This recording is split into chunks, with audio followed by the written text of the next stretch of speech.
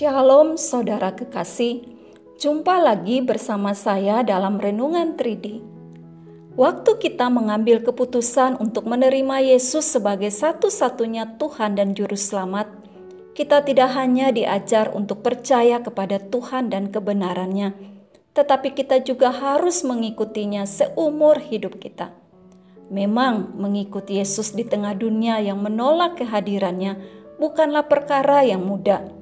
Beragam daya tarik dunia yang memikat diri kita lewat harta, kedudukan, pengakuan manusia dan sebagainya membuat langkah iman itu bisa kabur, bahkan meleset dari jalannya.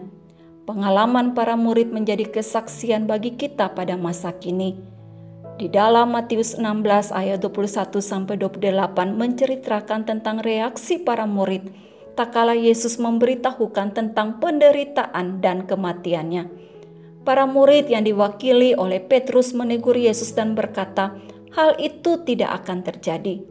Reaksi ini beralasan, karena bagi mereka, Yesus adalah guru sekaligus pemimpin yang akan mengubah keadaan mereka secara politis.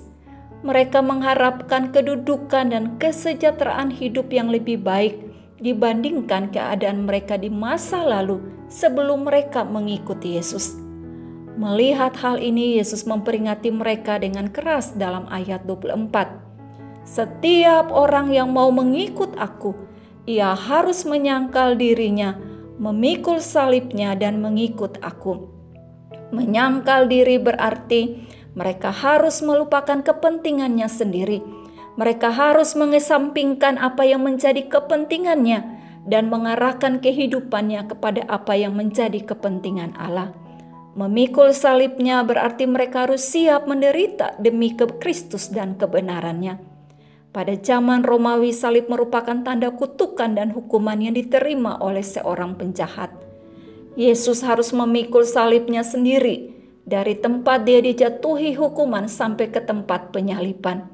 Dengan cara demikian orang bisa melihat Yesus sebagai seorang yang bersalah pada negara dan berhak menerima hukuman mati.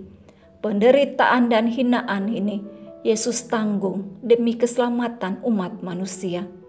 Saudara kekasih, dalam masa Prapaskah ini, mari kita merenungkan kembali keputusan kita dalam mengikuti Yesus. Sudahkah kita mengikuti Yesus dengan motivasi yang benar dan dengan sikap hati yang sungguh mengutamakan dan mendahulukan keinginannya di atas keinginan kita? Siapkah kita menderita bagi Dia dan mengikutnya terus-menerus di tengah dunia yang semakin sulit ini? Amin. Tuhan Yesus memberkati.